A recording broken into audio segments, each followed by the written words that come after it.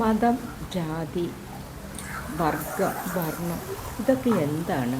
ഒരു മനുഷ്യൻ ജനിച്ചു വീഴുമ്പോൾ അവന് ജാതിയോ മതമോ എന്തെങ്കിലുമുണ്ടോ?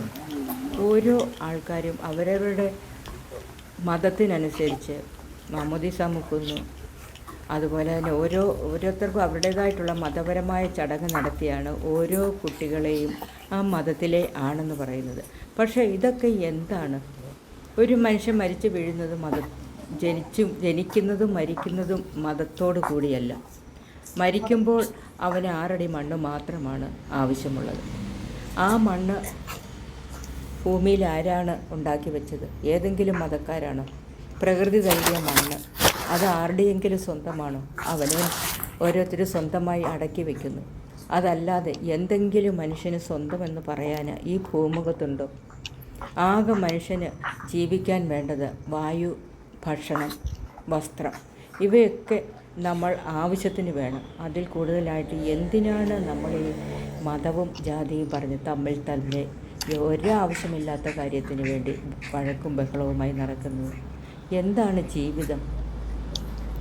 ജീവിതത്തിൻ്റെ അർത്ഥം എന്താണ്? ഒരു മനുഷ്യന് ഏറ്റവും കൂടി ആരോഗ്യത്തോടു കൂടി ഇരിക്കാൻ പറ്റുന്നത് അങ്ങേയറ്റം പോയ 70 വയസ്സ്. അതിന് മുകളിലേക്ക് പോകുമ്പോൾ പരസഹായം വേണം, മറ്റുള്ളവരെ ആശ്രയിക്കണം, എപ്പോഴും ഹോസ്പിറ്റലായിട്ട് നടക്കണം. എന്തിന് എവിടെ പോകണമെങ്കിലും നമ്മൾ ഇന്ന ജാതിക്കാരുടെ അല്ലെ ഇന്ന മതക്കാരുടെ അടുത്ത് ഞാൻ പോകുകയുള്ളൂ എന്ന് ആരെങ്കിലും നിർബന്ധം പിടിക്കാറുണ്ടോ? കടലിൽ കിടക്കുന്ന മീനിന് ജാതിയുണ്ടോ? നമ്മൾ ഭക്ഷിക്കുന്ന പച്ചക്കറികൾക്ക് ഏതിനെങ്കിലും ജാതിയോ മതമോ ഉണ്ടോ? പിന്നെ എന്തിനാണ് നമ്മളിങ്ങനെ തമ്മിൽ മതത്തെക്കുറിച്ച് പറഞ്ഞ് വെറുതെ വേവലാതിപ്പെടുന്നത്? ഏതെങ്കിലും ഒരു വ്യക്തി റോഡിൽ ഒരു ആക്സിഡൻ്റ് ഉണ്ടായി കിടന്നാൽ അവൻ ഏത് മതമാണെന്ന് നോക്കിയാണോ നമ്മൾ രക്ഷിക്കുന്നത്? അല്ലെങ്കിൽ ഒരാൾക്കൊരു അത്യാവശ്യ ഘട്ടത്തിൽ നമ്മൾ അല്പം വെള്ളം കൊടുക്കുന്നത് അവൻ്റെ ജാതിയോ മതമോ നോക്കിയാണോ?